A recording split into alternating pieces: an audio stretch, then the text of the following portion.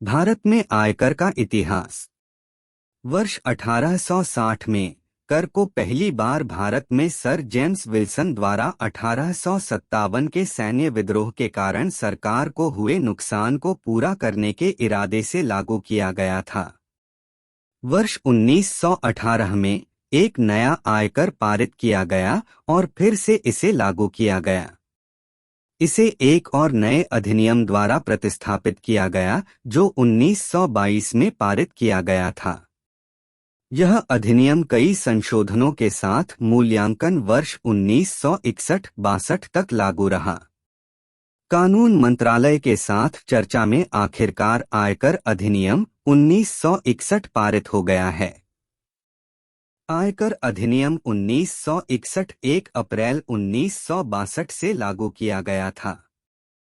यह पूरे भारत और सिक्किम, जिसमें जम्मू और कश्मीर भी शामिल है, पर लागू था। वर्ष 1962 से प्रत्येक वर्ष केंद्रीय बजट द्वारा आयकर अधिनियम में दूरगामी प्रकृति के कई संशोधन किए गए। प्राचीन काल में भारत में आयकर का इतिहास। भारत में प्रत्यक्ष कराधान की व्यवस्था प्राचीन काल से ही किसी न किसी रूप में लागू थी। मनुस्मृति और अर्थशास्त्र दोनों में कर उपायों की विविधता का उल्लेख किया गया है। इस विषय पर मनुस्मृति और अर्थशास्त्र द्वारा प्रदान किए गए गहन विश्लेषण से स्पष्ट रूप से प्राचीन काल में भी एक सुविचारित कराधान प्रणाली का अस्तित्व पता चला।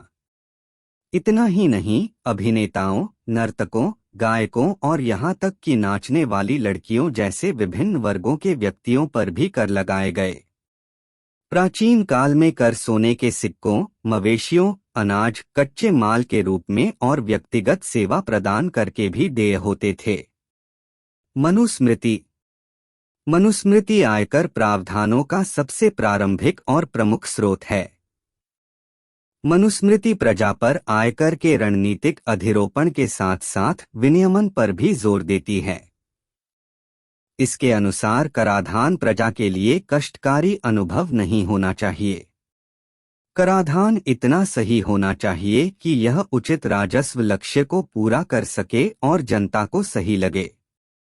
मनुस्मृति द्वारा दिए गए आयकर प्रावधान इस प्रकार हैं। व्यापारी आय का 20% भुगतान करेंगे। कारीगरों को आय का 20% भुगतान करना होगा। कृषक कुल उत्पादन के मूल्य का 1/6, 1/8 या 1/10 भुगतान करेंगे। फसल उत्पादन को प्रभावित करने वाली परिस्थितियों के अनुसार दरें भिन्न होती हैं। इसके अलावा व्यापारियों और कारीगरों को सोने या चांदी के रूप में आयकर देना अनिवार्य था। अर्थशास्त्र। अर्थशास्त्र भारत में कराधान कानूनों के साथ साथ प्रावधानों का एक और प्रमुख स्रोत है।